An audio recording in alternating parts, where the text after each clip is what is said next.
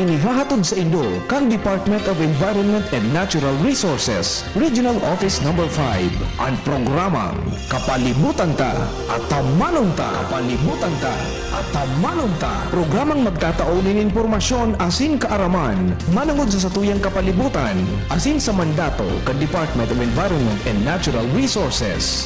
Kapalibutan Ta at Tamanon Ta. Ngunyan, ang sa Indong makakaibahan. Marhay na aga sa gabos ng mga paraan tabay. Mga kaibanwa, kamusta po kamo? Ako po si Joan Monte Castro para sa programang Kapalibutan Ta at Tamanon Ta. Makakairibanin nindo kami ngunya na Webes, Pesya 29 kan bulanin Mayo taon 2025. Mapabot po kami sa Indo ni mga impormasyong may kinaaraman sa pang-urual daw na buhay bilang sarong namamanwaan na nagmamakulog sa satong kapalibutan. Para sa indong mga kahapotan, mag-apot sa station sa 4805509 puon alas 11, sundo alas 12 ning pagkauto kada Webes. Pwede man po kamo magdulok sa samuyang opisina Lunes, sundo Biyernes puon alas 8, sundo alas 5 ning hapon. Asin pwede man na magpadarakan sa indong mga kahapotan o mga suhesyon sa samuyang opisina na makukuha sa Regional Center Site, Rawis, Legazpi City. Kami sa Indoman naaantabayan sa internet, asin sa Facebook page, Candizi GB. Ang DENR Munyan! Ang DENR Munyan! Mga pangyayari asin aktibidades sa implementasyon kan mga programa kan Department of Environment and Natural Resources, lokal asin nasyonal. Anion ang sa Indong tagapagbareta. Ini ang katiripunan kan mga bareta sa DENR ngunyan.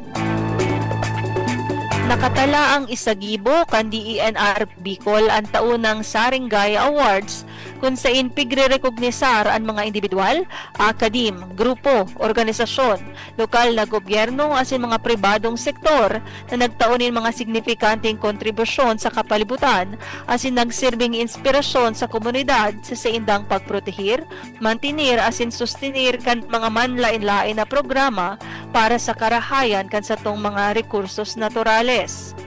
Sigon kay DENR Bicol Red Francisco Emilia Jr., ang Saringaya Awards na sa Bicol sa napig sa Sagibo, may obheto na magtaunin onra sa mga espersos asin kontribusyon kan mga Bicolano para sa kapalibutan.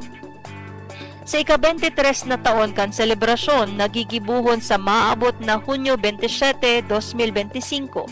Ang search for nominees pigbuksan sa gabos na individual, grupo, organisasyon, lokal na gobyerno asin mga pribadong sektor na may mga programa na daipig punduhan kan DENR, National Government Agency o NGA asin lokal na gobyerno. Ang Saringaya Awards nagpuon kan taon 2000 sa pangingenot kan mga dating namamayo kan DENR sa kamauwota na marikognisar kada selebrasyon kan Environment Month ang mga outstanding na personahes asin mga grupo na padagos na nagtatabang sa DENR sa paagi kan sa indang mga inisyatibo asin advokasya. Ini ang katiripunan kan mga bareta sa ang DENR ngunyan.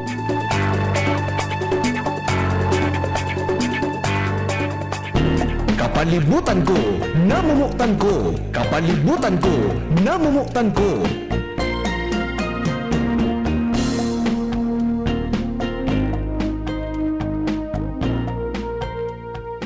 Sarong makakalikasang aldaw po sa giraray sa tuyang mga paraan tabay. Enot po sa gabos, bation ta ang mahigos na personahes kan Office of the Regional Executive Director sa pamamayo po kan samuyang direktor na si Red Francisco Emilia Jr. Sa opisina man po ni ARD for Technical Services Ronel C. Sopsop, ARD for Management Services Ronel B. Astor, kay ARD for Special Concerns Adona P. Sanjego, dyan po man sa Mines and Geosciences Bureau sa pamamayo ni RD Engineer Guillermo A. Molina Jr. IV, asin sa Environmental Management Bureau kay RD Girly Abu. Marahay na aga man po sa mga naghihilikan sa tuyang FB Live asin mga paradangog kan DZGB. Sa episode ta po ngunyan, pag-uurulayan ta ang saro sa pinakaimportanteng sektor sektor nakaakibat kan sa tuyang ekonomiya, panguroal daw na pagkaon, asin kapalibutan, an sa tuyang mga sira. Kaya po sa aldaw na ini, makakaibahan ta to represent the Regional Director kan Bureau of Fisheries and Aquatic Resources na si RD Ariel Yupayo Quinto, yaon po si Ma'am Junaline Barceliano, ang Chief kan Fisheries Management, Regulatory and Enforcement Division, para tawan po kita kan linaw kung ano ang estado, mga hamon, asin mga programa po sa irarom kan Fisheries Code of the Philippines. So sa indo po na mga parasira, mga coastal residents, LGU officials, mga youth leaders po, asin mga sa tuyang mga kaimanwa para po ini sa indo. Ma'am Junaline, good morning po. Thank you so much for joining us today. Yes po, maray na aga po sa gabos and sa kapupang nagdadangog o naghihiling po digdi sa tuyang programa po. Ma'am Junaline, sabi ta po kasubago, pag-uurulayan taan manunungod sa Fisheries Code of 1998. Ma'am, pwede po ba nindo kaming tauwanan ki explanation, siguro po in simple terms na para sa satuyang mga kaimanwa, kung ano po ang obheto kaini o purpose kang Philippine Fisheries Code o ining lay na nagpoprotektar po sa satuyang mga sira. Paano po siya makakatabang sa sustainableng pagmanihar kan satuyang mga marine and aquatic resources? Yes po. So, ang sa tuya pong sinusunod po, tsaka pinapatupad po ngunyan, iyo po ang Republic Act 8550 as amended by Republic Act 10654, or an act to prevent, deter, and eliminate illegal, unreported, and unregulated fishing. So, ang pinaka-objective man lang po kaini is talagang mabawasan o mawara na po itong satuyang mga illegal fishing incidents digdi po sa satuya sa lugar pa or sa Pilipinas, and then mas magayon or maging sustainable po itong satuyang pagdadakop kay mga sira, kasi more on nakalaag digdi itong mga regulations kung paano kita madakop kang mga sira, ano ba ang mga bawan. Ayan po, so mga paggamit kang mga lambat, including mga licenses and mga permits para na-account pa, pira na ba ang mga parasira or mga arag po kayo na bagay. Ma'am, na sa imong kasimbagan, na-mention mo po na amended na siya, naging RA 10654 na ining Philippine Fisheries Code of 1998. Nagkaigwa po bang mga mayor na pagbabago o mga changes na o may mga pig-introducer po na mga dagdag o dugang digdi sa lay na ini? Siguro po ilingunta kung ano ang naging difference o pagbabago sa original na batas o lay, lalong-lalo na sa pagbakal kaining mga sira. Po. So actually po, ang kagayunan kaining batas na iningon yan kasi naglangkaw na po itong mga penalidad. So kang inot, digdi po sa Republic Act 8550, kung ang penalty kang sarong sadit na parasira is kumbaga nagigi siyang kaparehas lang kang mga darakula. So so halimbawa ngaya, so bangka na sadit, kung ang penalty niya is 5,000, maski sudakula o na bangka, mga barko, kang inot, parehas lang siya 5,000. So sa ngunyan po, depende po kung ang bangka mo sadit, diit man po ang pinalidad mo. Kung ang bangka mo ngunyan dakula, mas dakula po ang sa imong pinalidad. Tsaka pag ang dakop mong sira, diit man po ang penalty. Pag dakol pong sira ang sa imong dakop, dakula man po ang mga penalty. So, ang man lang kaini sa tuya is talagang mag-comply sinda. So, actually, saro man din sa nailing duman kapag halangkaw ang nagiging penalty. Pag na-inform ta sinda, naarog kaini palan ang mga penalidad, talagang day naman sinda makandak na mga illegal fishing activities po. Actualmente, iyo po baga talaga ma'am ang kahapotan minsan kang mga listeners ta, igwa bang pangil nga iya na batas, may penalidad ba, mapapadusahan ba pag kami nagbalgar dyan sa mga batas na iyan na pigme-mention ngaya kang DENR o kang BIFAR. So digdi po palan ma'am sa amended na batas, bago na siya ang penalidad, depende sa size kang boat, kang fishing boat. Oh, Sa yes radit, po. sa ditman ang penalidad. Kung mas dakula ang penalidad, as in depende sa dakop. Actually, naramdaman ko dako. kainis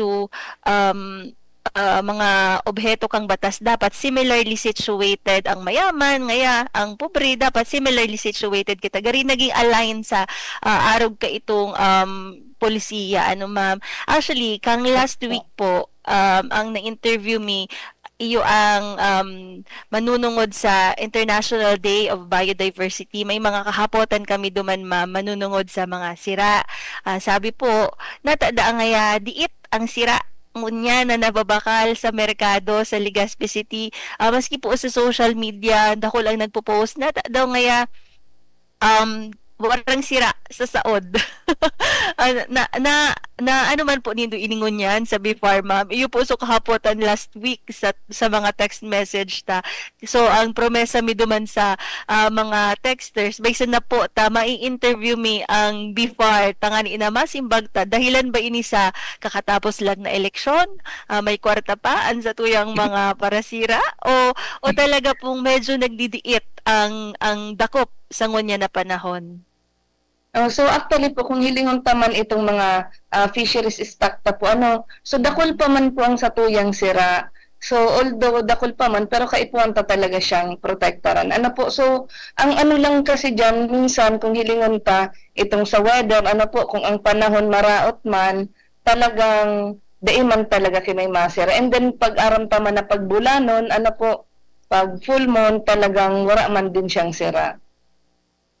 And then baka nakalay naman itong sa election po sa nangyari sa election talagang warang maski nga ni karne wara kang mga nakaagi po pero kung hilingon ta pang stock ta igwa pa man siya po so ang samuyang nga ni pong opisina is nagko-convert siya na mag-aquaculture din kita kasi ang dagat talaga kaipuhan ta din siyang pahingaloon sa kadakulan ng unyang kang mga parasira na nyaraon talaga nagdadakop, naka-star sa mga coastal areas talagang kung hilingon taman, kung dati 1:10 ang sira, po, siguro baka ngunyan 1:5 na. So, ang samuya pong opisina, continuous man po ang pag-protect, po, pagpaplano para mas dumakol pa ining sa tuyang mga sira digdi sa dagat. Po, so, ang saro sa mga solusyon mo dyan is mag-venture sa mga aquaculture. Po, so, kasi anytime, maski may kwarta ang mga tao o wara,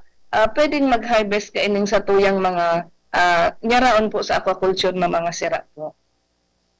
At least ma'am naliwanagan na kita na multifactorial pala ang pagsira minsan kapag bulanon o kung may weather disturbance na apektuhan man po ang catch o ang mga dakop kang sa tuyang parasira o saro pa din po ito na siguro ka mga nakaaging aldaw may kwarta pa talaga sa mga tao pati nga ni dapo ma'am grab trike, grab, car, di nakakabook. So, multifactorial siya. Dapat na talagang i-consider kung ano ang current situation. Actually, ma'am, ang sunod mi sa imong kahapotan, in connection digdi sa kung may sira pa, kamusta po ba ang kabilugan na estado kang sa tuyang fishery sector sa Kabikolan? Kami din po sa DENR, pigaapot mi man iyan kung kamusta man ang mga kabubuldan digdi sa Bicol region. So, sa mga kasiraan naman po, kamusta man po iyan?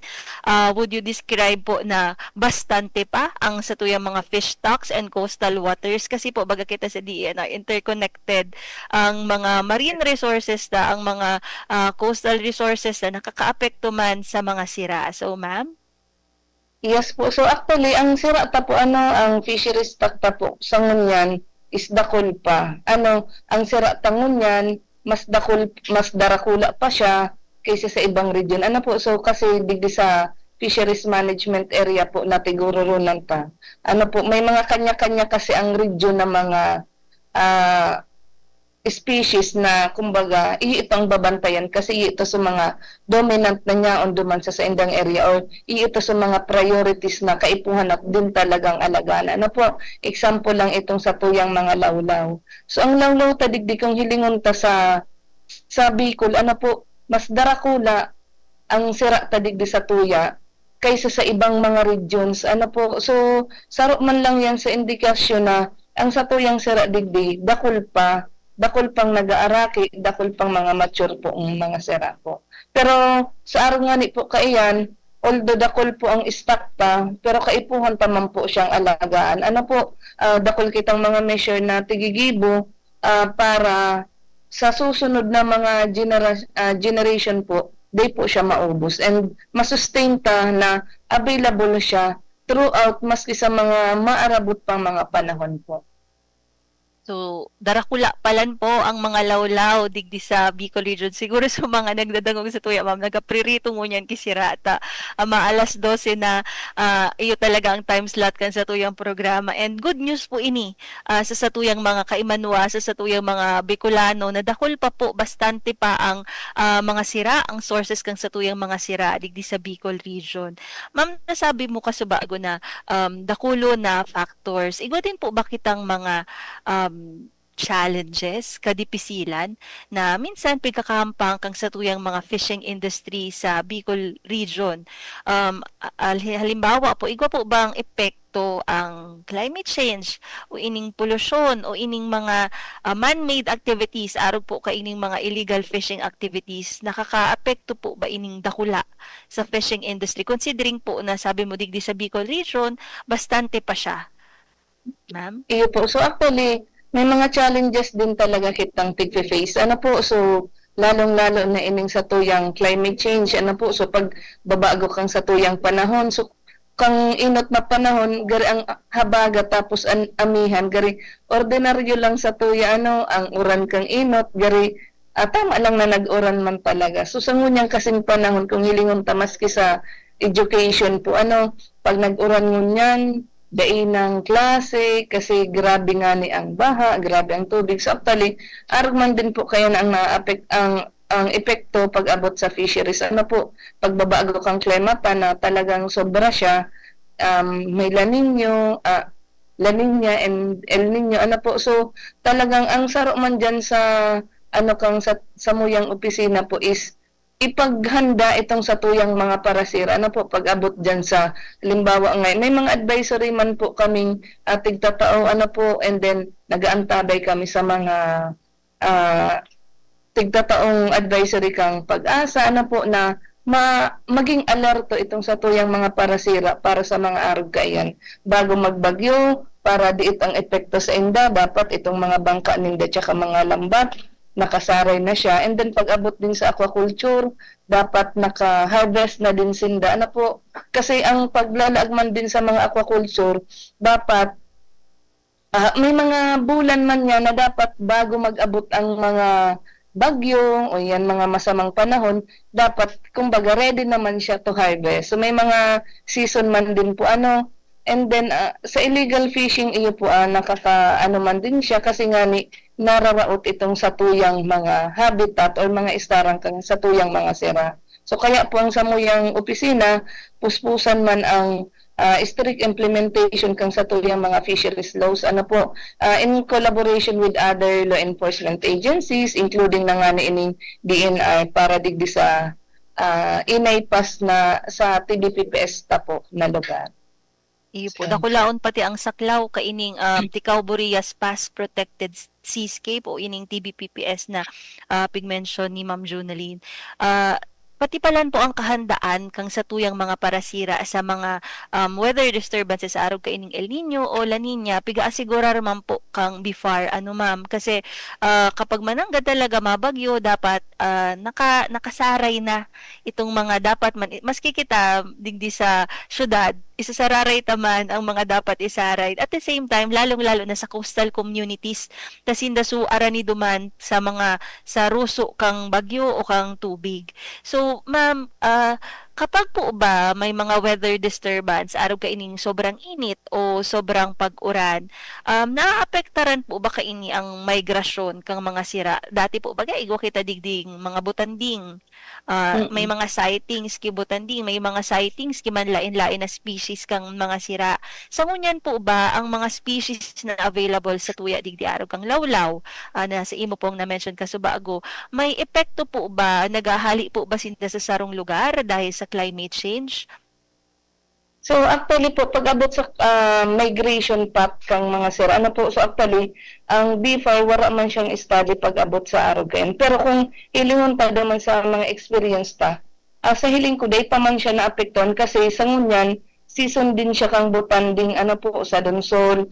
Ang satuyang occurrence kaining mga lawlaw, may mga bulan man siya kung noorin siya madakol, noorin siya madiit, and noorin siya maduman sa mga lugar na ito. So as of now, nahiling mi na iyo pa man din giraray, ano po, including itong sa tuyang mga tuna, iyo po sa hiling mi, day pa man siyang, day pa siya masyadong hiling kung igwa man na pagbabago sa tuya, ano po. So day pa siya masyadong nahiling. So good news pa ini sa satuyang mga kaimanwa na bastante ang sources kang sira, di ipamansinda na aapektuhan kaining mga distroso na dara kang climate change. So igwa pa talaga kitang source kang satuyang pagkabuhay, kan satuyang pagkaon as in livelihood. Kasi bago po ma'am, nabanggit mo ang manunungod sa aquaculture, speaking kaining mga livelihood na igwa kita para sa mga parasira.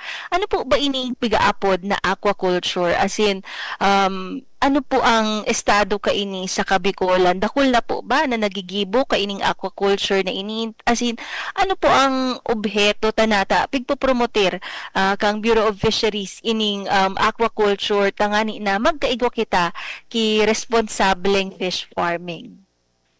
So yun po. So ang aquaculture po is simple lang siya, ano, pag-aalaga kang mga sira duman sa lugar na kumbaga mas controlled ang environment. Ano po? So if ever na igwa kang daga sa natad mo, pwede kang mag-venture sa aquaculture. Ano po? Pwede mo siyang hukayan or gusto mong maglaag kay mga anong apod ka ini, mga concrete tanks, ano po, pwede ka nang mag-aquaculture. Ano po, so yan sa mga small scale tang aquaculture. Ano po, ang BFAR, may mga tigtatauman na mga fingerlings kang tilapia. Ano po, kung maya po nindo, magsurat lang po sa opisina. Ano po, ang BFAR po, igwang mga opisina sa kanya-kanyang mga probinsya, sa Tabaco, Sorsogon City, Masbate City, sa Birac po, Catanduanes, including Pili Camarines Sur and then Mercedes Camarines Norte. Ano po, pwede po kamong magdyan sa mga opisinang para pwede po kamong maghagad kay mga tilapia fingerlings. Ano po na gusto nindong ilaag duman sa indong lugar. Ano po, may mga requirements lang dyan na hapoton sa indo. Ano po, para tama man itong maitao sa indong number of pieces kang mga tilapia fingerlings. Ano po, igwa din kitang commercial scale na mga aquaculture, ano po, araw kang paglalaag ta kang mga cages, ano po. So, ang tigpo-promotang mga cage, ano po, lalo na mga magayon ang sa indang mga ani, igwa digdi sa sangay, igwa sa sula po, ano po. So, magayon po itong nagiging kita ninda, may time na nag-harvest indang fortan, ano po, na bangus. So, yun po, so tigtataot ang mga assistant sa mga LGUs, including mga stakeholders na po. Lalo na itong mga parasira na po, may mga organization kitang tigtatabangan para later on, sinda naman ang sasadiri naman ninda magluluwas itong sa indang panggastos pag-abot sa mga fish farming pong iyan. So ang BFAR po pala ma'am, nagtatauman sa mga fisher folk, sa mga gusto sanang magnegosyo man, magibo ki arog ka ining livelihood. So good news ini na kapag gusto ta na mag-inguwa, mag-alaga, magibo ki sa dayot o maski so tama sa ng size kaining fish pond ta, pwede kitang mag-request sa BFAR. So mag-request na po kamo sa mga Yes. listeners na dyan na nakaisip man na ay pwede pala magsurat sana po sa BFAR tangani na masustinir ta ining tigta apod na aquaculture. Sabi nga ni Madam Kasubago, igwang mga tilapia fingerlings, igwa din na iba ang tigagamit ninda bangus. Ano po, ma'am? Yes. And also, na-mention mo, ma'am, na igwa palan ki small scale, igwa din na commercial scale ang pag ano kaining aqua farming, aquaculture. Ano po ba ang kontribusyon, dakulaon po ba ang kontribusyon kaining aquaculture sa fishery sector ta, sa regional economy ta, as in sa food security digdi sa Bicol?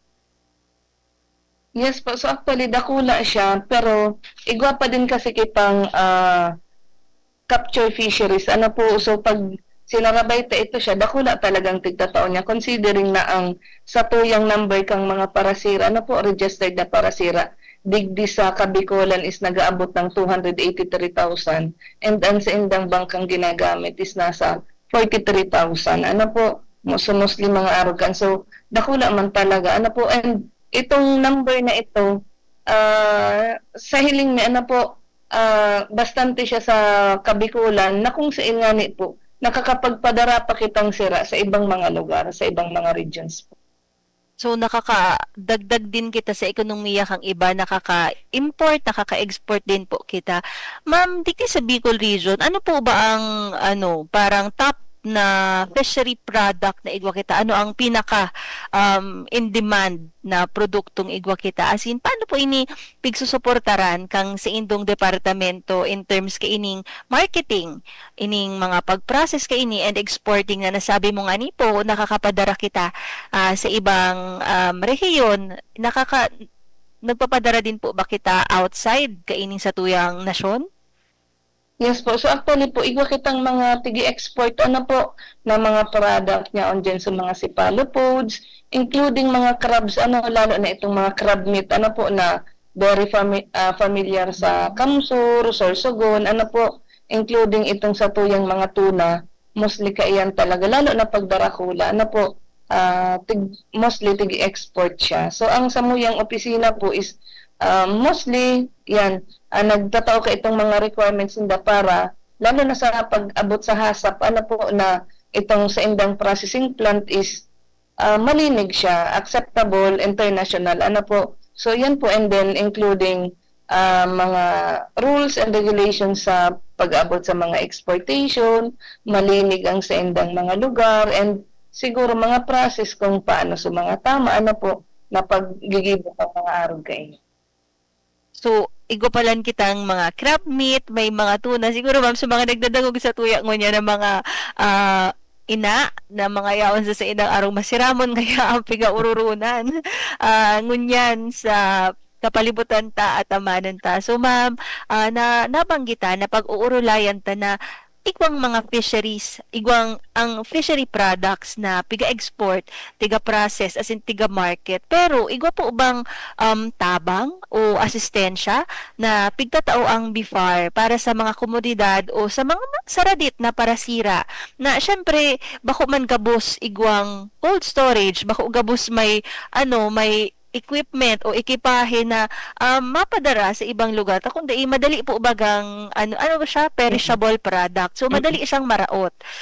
Natatabangan ta po ba sinda sa pag-abot kang cold storage sa mga fish ports o iba pang mga harvesting facilities pakatapos po kang harvest? So yun po, so actually, dati igwa po kitang project kang inot sa BIFAR, lalo na itong time kang COVID, po na itong mga harvest nindang mga sira is tigpapadara kang BIFAR sa ibang mga regions. Po, so sa ngunyan po, ang saro kasi talaga sa kakulangan itong cold storage, lalong-lalo na kung ang lugar mo harayo man talaga sa sentro.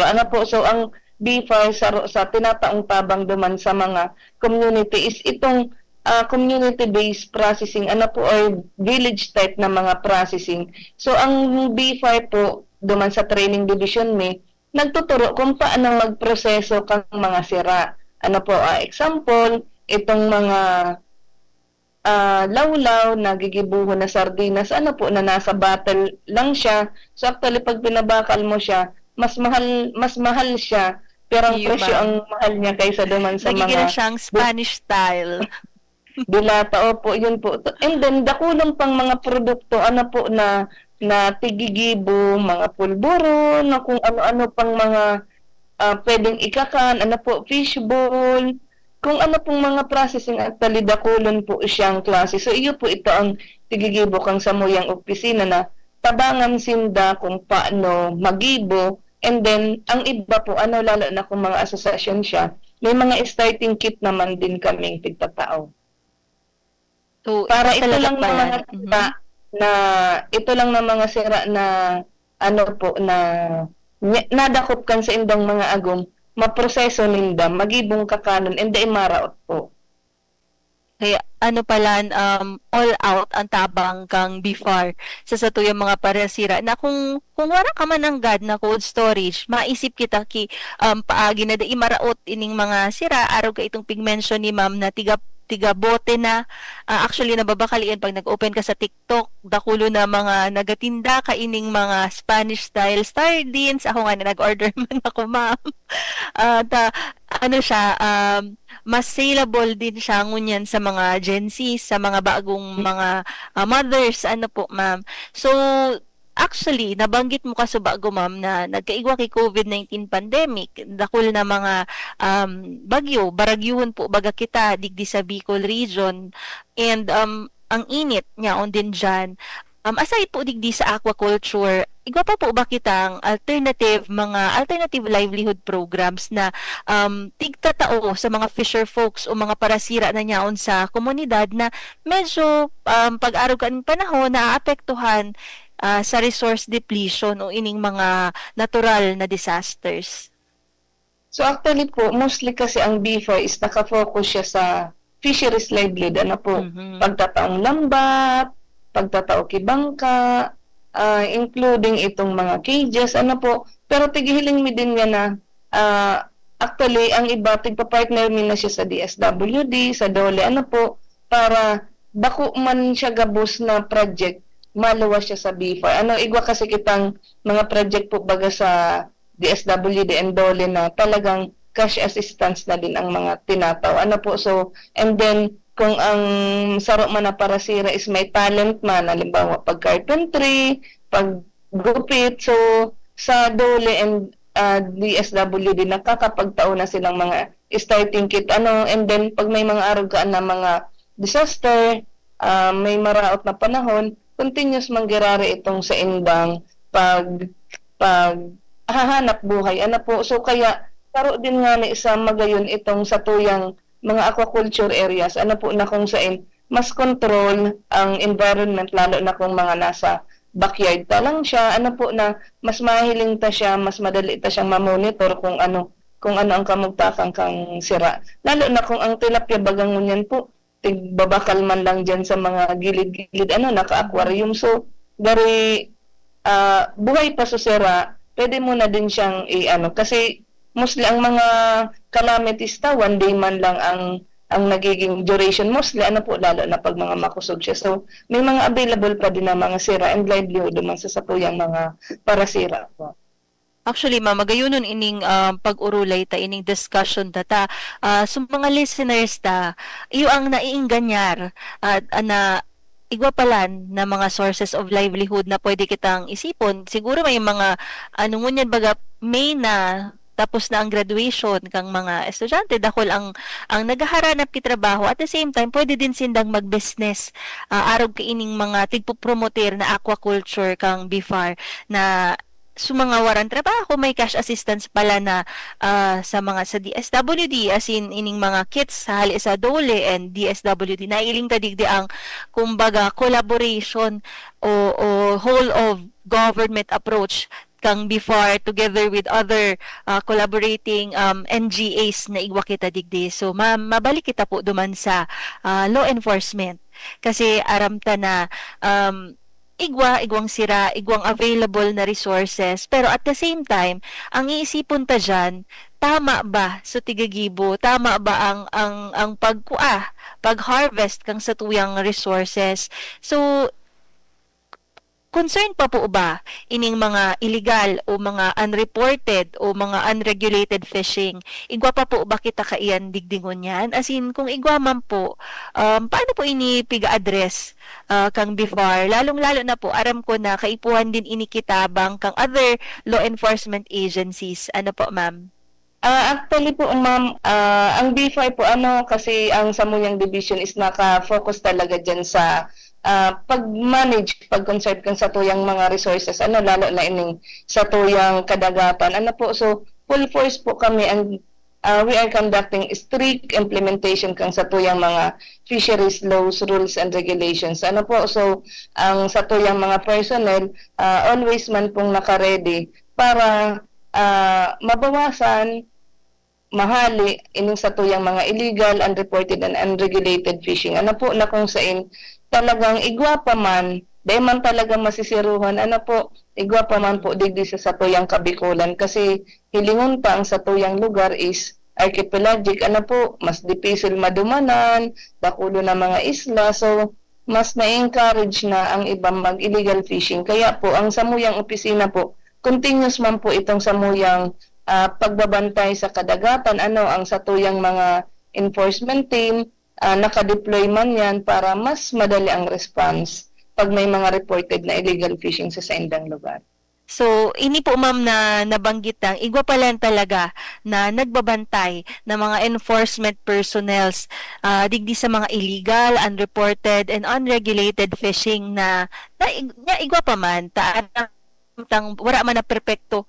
Minsan data man makokontrol ang mga tao, pero tigpapagirumduman ta na igwang batas na nagpoprotektar sa mga sira na igwa kita. Kami digdi ma'am sa DENR, pag sa mga bulod, takulaon po baga ang kabubuldan. Igwa kaming Lawin Patrol Program, gari siya technology, GPS tangani na ma-regulate kung igwa duman na mga illegal na tigagibo sa bulod. Sa BIFAR po ba, igwa na din bang mga teknolohiya o mga sistema na tigagamit man po araw ka ining mga Lawin Patrol sa DNR? Igwa po ba kamong mga satellite monitoring, mga patrol boats, o so mga tao na po ba mismo duman sa lugar, mga community-based na fisher folks na makatabang sa BIFAR na i-monitor ining illegal fishing? So yes po, so actually nagagamit kitang technology, and ito manggirare ng mga parasira. So ang kagayunan kasi ka itong mga parasira man, instant, kumbaga araman ninda sa mga nangyayari duman sa mga coastal areas ninda. So pag nag-verify ka, makakatao man talaga sindang mga information. Pero nagagamit man din kita mga technology. Araw kang tiga-apod ming VIRS or visible infrared imaging radio meter. So VIRS na lang ang apod sa iya. Years. So nahiling ta naman sa mga light detection kasi siya, mostly kasi na mga nagagamit ki barko, nagagamit din ki ilaw. So nadidetect siya duman, and then itong ayurista na kung saan pwede mong hanapon ang sarong bangka kung hain, igwa kitang ining project ni sa IMEMS, igwa kitang mga kakabit na mga VMS sa mga commercial fishing vessel, para maaraman ta kung hain sinda nagsisira, and itong saro din sa tigagamit may itong iFit na tool, iFit tool na kung saan maaraman ta kung harain din sinda nagsisira, ang gamit nindang sira, illegal, pag sira illegal ba siya or bako. So dyan din po sa iFit mostly, yun na din kasi ang project ang tigigibok ang BIFAR ngunyan para maaraman ta kung harain sinda and ang gamit nindang fishing gear sa pagsisira po. So may na pala ma'am, parang may technology na tangani na maaraman kung hain sa mga boats, hain anong mga fishing gears na pigagamit ang unyan. Iba na ang panahon, nakakatabang na ang technology sa law enforcement, sa trabaho sa mga mandato kang BIFAR as in kang DENR. Bago ini sa kuya ma'am na VIRS as in iFit, magayon ining pag-introducer sa satuyang mga listeners na maaraman na iguana palan ka ini. So siguro ma'am ang tigiisip kang mga tao o kung nailingayan nindo kami na nasa dagat na igwa kaming arog ka ining makinarya na pinagbabawal, igwa po bang mga penalidad o nakarampatang padusa sa mga destructive or illegal fishing practices, as in paano initig tiga regulate kang before igwa po ba kami kay digdi igwa kaming pag nakakailing kami mga tricycle ngaya o mga truck na may laog na pinutol na kahoy, tiga kumpiskar iyan in favor of the government as in nagkakaigwang administrative confiscation proceedings. Sa before po, ano ang pigagibo? Yes po. So actually, pag lalo na ang destructive fishing gear, ano po, dakula po kayan ang penalidad. So, example sa destructive gear, itong paggamit kay modified danisin or itong tigapuntang hulbot-hulbot, zipper ngayon sa masbate, ano po, so yan sa mga klasikang mga destructive gear na may dakula talagang penalidad na nag-aabot siya sa 2 million, ano po, pesos. Kaya nga ni, mostly, yung mga nagagamit po kay arugkaan, dain na nakakabayad. Ano po, so, ang nangyayari po, if ever na nadako po sinda, ang number 1 na tigigibukan sa tuyang mga law enforcement officer is mag-file kay administrative case. So, itong bangka, naka-temporary impound lang, ano po, kasi mostly, duman po kita sa fishing gear. Kumbaga, ang fishing gear man lang kasi ang nagtataram na nagiging siyang illegal ang sarong bangka or bako. Ano po? So, kapag hulbot-hulbot siya or modified danisin na tiga-apunta po, so, kukumpiskahon po iyan, idadarahon sa opisina, ay, sa mga daking site po, sa mga daking eryata, dumanta siya, dadarahon, ma-file ki administrative case itong sa tuyang enforcement officer.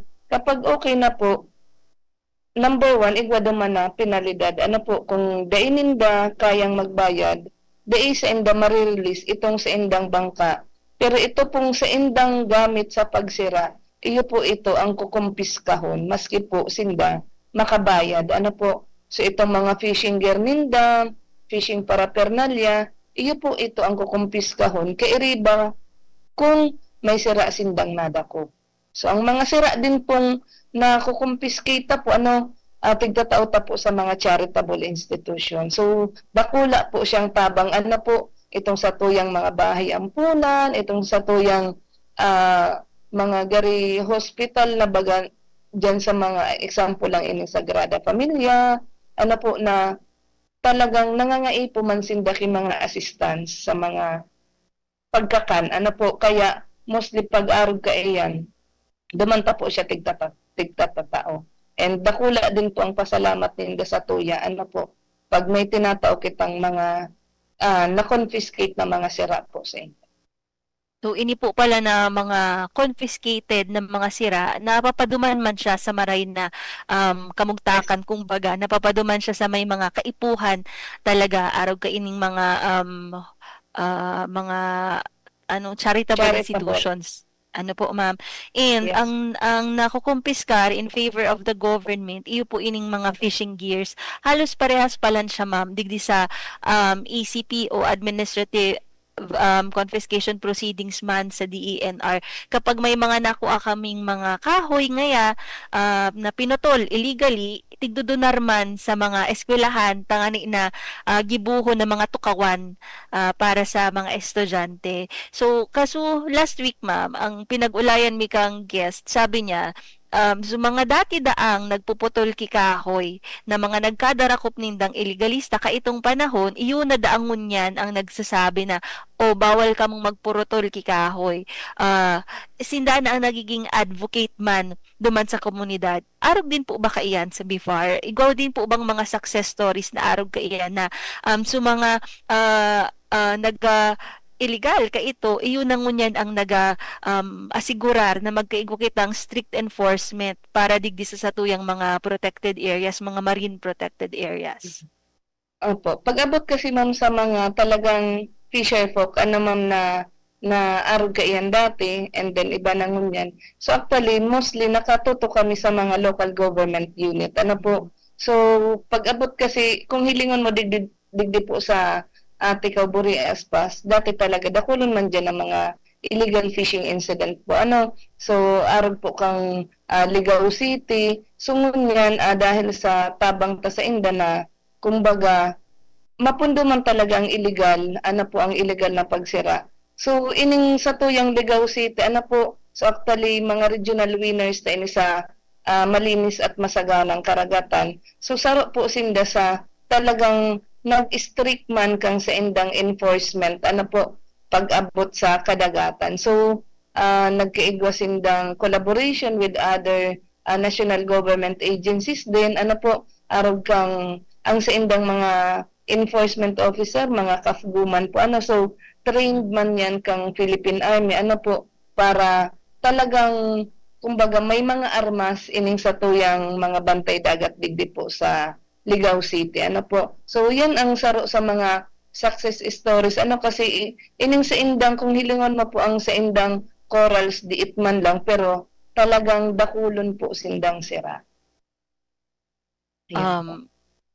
Bantay dagat, ano ma'am, antig orolayan ta manunungod sa bantay dagat. Tapos, ining mga local government units, ini po palan ang may, kumbaga, ang jurisdiction kang BIFAR, yaon sa pag-manage din ka ining mga local government units, tanganing ma-implementar ninda ining mga mandato kang BIFAR. So, good news ini ma'am, kasi actually kami sa DENR, ang mga forest rangers mi, wala man pong armas, ang dara, ballpen sa field, ma-check man sana po. Pero ang may armas, iyo po sa mga law enforcement agencies na piga-partner mi po na araw kang PNP, kang mga army. Pero sa BIFAR po palan, igwa din kamong mga collaboration kaya nagkakaigwang bantay dagat, tangani na mapromoter talaga. So, wara ng pag-illegal na pagsira. So, ma'am, ano po ba ang importansya kaining pagpapatupad kang fisheries code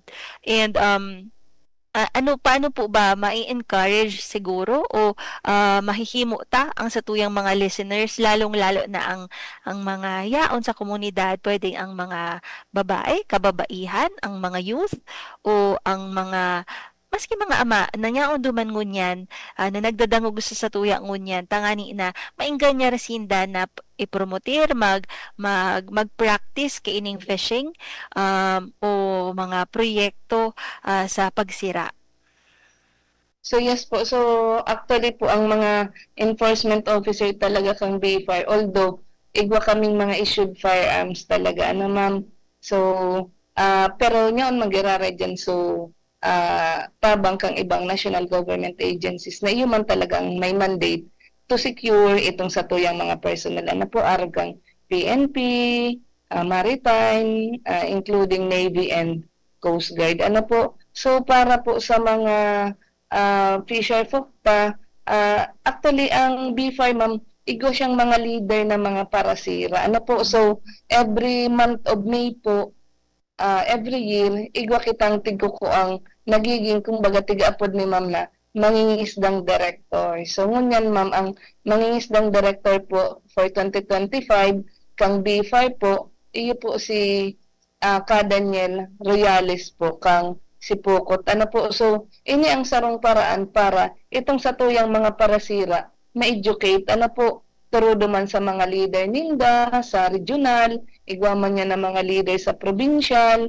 and then igwa sa mga municipal, up to ang iba nagkikreate ng barangay, ano po, itong tiga-apod tang mga MFARMC, yun sa mga grupo kang mga parasira sa munisipyo po na katabang ta para mag-educate, magtao sa tuyang mga information pag-abot sa fisheries, ano po, paano ang tamang paggamit kang bangka, kang lambat, yan po. And then, makatao sa tuyang information kung may mga nag-iiligan. Igwapalan kamo kaiyan ma'am na mangingisdang director. Good morning po sa imo ka Daniel Royales, as in sa mga kairibahan niya dyan sa Sipukot. Dakol kitang mga listeners kaya dyan ma'am sa Sipukot. As in ining pigheras mo sa muya na parang nagkakaigwang style devolution of powers. Ano po sa mga LGUs bagay igwa kitang devolution of powers. Ayo din pala ang tigpa-practice kang before, tiga-empower ta ining mga fisher folks, ining mga leader duman mismo sa komunidad tangani na mas mainganyar sinda kapag baga ma'am igwang leader duman gari mas nagkakaigwa sindang guidance, mas nagkakaigwang maski kita nakukuata su insights na kaipuhan kang sa tuyang departamento na niya duman sa grassroots level. So good news ini na igwa pala na mga arog kaining mangingisdang director. So sisay naman daw ang mangingisdang director next year tangunyan pala hali sa Sipokot. Yes. Magigiining pangarap man sana maging director man ngaya ako mangingisdang director. So maabot na kita duman ma'am sa mga marine protected areas. Actually iyo ang kumbaga collaboration ta kang DENR as in kang BIFAR ining mga ecosystem, ining mga marine protected areas na tiga maniharta. So ano po ba ma'am ang mga marine protected areas na under sa indong jurisdiction nata po siya importante, and paano po ini nakakatabang sa mga sira? Kasi 'di ba kapag magayon ang mga marine protected areas kapag bastante din siya, nagdadakol din ang sources kang sa tuyang sira as in nagagayon ang biodiversity. So yes po. So ang marine protected areas ta po ano po is ano nga na siya sarong lugar na kung saan mas intense ang pagprotect, ano po ang pagbabantay sa area. Na kung saan itong nga duman sa habang tigpoprotektahan mo po sa taas, ano itong sa tuyang mga bantay dagat, continuous ang sa indang pagbabantay, itong sa tuyang mga sira na ngaon sa eraram ka ito, nakakapagpahingalo sinda, nakakapag-enjoy man ngayakan sa indang mga buhay, ano po, and then, ang iba, duman din na siya, nag-i-spawn, ano po, nag-aaki. Kaya may tendency, ang sarong protected areas, magdakol ang sa iyang mga sira. Ano po, so pag-abot sa jurisdiction, actually po, sa ngunyan, di sa Bicol, wala pa kaming protected areas na talagang tigmamanage kang BIFAR. Ano po, ang tigigibo po kang sa muyang opisina, tiga-assist mi lang po ang mga local government unit para makapag-identify kang sa indang potential area for protected areas po. So, yan po ang samuyang dive team, ano po, maduman, mahanap, arin ang may potential, arin ang may sira, arin pa ang magay na corals. So, yun na po ito. So, puprotektaran, ano po, kang mga local government unit. So sana po ining mga marine protected area na igwak kita maprotektaran din maski bako po kang DENR, bako kang BIFAR, lalong-lalo na po sa mga naka-star na mga sa coastal communities, magtarabangan po kita sabi ta nga ni dakulaon ang mandato kang BIFAR, dakulaon din ang mandato kang DENR kaipuhan tang tabang and partnership hali sa community. So actually ma'am, dakulon pa akong apot sa imo. Kaso nga lang, di na sanaan sa tuyang oras. So, ang kahapotan mi po sa imo, siguro, sa mga listeners na mga sa pang-oral daw na buhay, nyaon sa idang arong, siguro sa iba nagdadangog sa tuya, nagdadrive, nasa jeep, nasa tricycle, ano po, o nagkakaon na kan sa indang lunch. Paano po ba makakatabang ang mga Bicolanos? Maski po bako sinda mga parasira sa pangataman kang sa tuyang mga kadagatan. As in, ano po ba ang sa imong mensahe para sa satuyang mga parasira as in komunidad tangan ina maprotektaran ang satuyang kadagatan? So, yun po. So, actually, maski bako kang mga parasira, or day ka naka-star sa kadagatan, pwede kang makatabang para maprotektaran ang satuyang kadagatan. True duman sa number 1 po itong very permitang tigigibo, itong pagtatapok ang basura. Ano po? So, siguro po sa mga nagdadangog po dyan, po, ang mga aki po nindo, turuan na po nindo, maski sa Reddit pa, ang turuan sinda na ang basura kaipuhan itapok sa basurahan. Ano po, igwa kasi bagang mga ano na, pag nakasanayan na po kasi ninda yan, later on, basta na lang ninda itatapok kung saan-saan. Na kung saan, alimbawa, digdi ka po sa mainland, ano po, nagtapok ka nga dyan sa saod, mapasiring po yan sa mga creeks, sa mga rivers, ano po, mapupulyot po ang satuyang mga tubig, and eventually makakaabot po siya sa kadagatan. Ano po, mostly talaga ang mahiling mo din sa mga kadagatan, may mga plastic, ano po, possible na bako man ito sa inda, hali po ito sa mga upland. Ano po, kaya nga ni ang pagmamanage kang dagat from ridge to reef, ano po, hali sa bulod, pasiring digdi sa baba, ano po, dapat continuous ang management. Kaya po ang pangapudan ni sa gabos pong mga nag-aantabay po, ano, lalo na itong sa tuyang mga magurang, ngunyan pa lang po, i-educate na ang satuyang mga aki na magtapok kibasura sa tamang tapukan. Ano po, and sa mga parasira man po, ang B5 po, niyaon po para magtabang sa indo. Ano po, pero pag talagang nagbalgar po kamo sa mga batas na pinapatupad po, based digdi sa Republic Act 1065 po, talagang niyaon man po kami para punduhon po itong illegal na tigigibo po nindo. Kasi ang muyami lang is para sa kagabusan, ano po, para maging sustainable, ang satuyang sira, and later on po, itong satuyang masurunod na henerasyon po, makakahiling pa kang sira na nahiling tangon yan. So, yun man lang Yan. po. Magayunon ang sa imong mensahe sa satuyang mga parasira, asin sa satuyang mga kaimanwa, ano ma'am, asin na diskutir ta comprehensively ining pigaabot ang Philippine Fisheries Code of 1998, asin bako sa na dyan, na diskutir ta man su mga livelihood opportunities na igwa ang satuyang mga parasira, araw kay itong aquaculture, asin iba pang mga alternative livelihoods na pwedeng makatabang sa pamumuhay kaining mga parasira. So ma'am Jonaline Barceliano, igwa ka po bang gustong i-shout out na mga kaibahan mo dyan sa opisina o mga Yes po, family members? Pa-shout out na lang po sa gabos pong BFAR, lalo na sa FM Red po, Fisheries Management, Regulatory and Enforcement Division. Ano po, sa mga pag-iribata, sa mga friends and relatives na po. Good morning po sa Indogabos. Good morning, ma'am po, ma'am. Actually, dakulon akong naukudan sa discussion tang ini sa mga di ko paaram na mga terms nagkaoro ko dan ko ining IFIT, itong mga viewers na kulon kitang take away sa aldaw na ini. And I am very sure ang mga listeners ta dakulon ding take away na naukudan hali sa guest ta na si Ma'am Jonaline Barceliano, and sa mga lakdang nagigibuhon tangan ina mapangatamanan ta ang satuyang fishery sector na tauan linaw sa aldaw na ini. So thank you very much po Ma'am Jonaline Barceliano, and syempre po sa Regional Director kang Bureau of Fisheries and Aquatic Resources 5 na si RD Ariel Payuquinto. Salamat po sa pagpaunlak sa samuyang imbitasyon na mag-guest po ang BFAR digdi sa programa tang Kapalibutan ta at Amanon ta. Dakulang salamat po, and syempre sa iraruman po kang liderato kang samuyang maigos asin matibay na Regional Executive Director na si Red Francisco E. Milia Jr.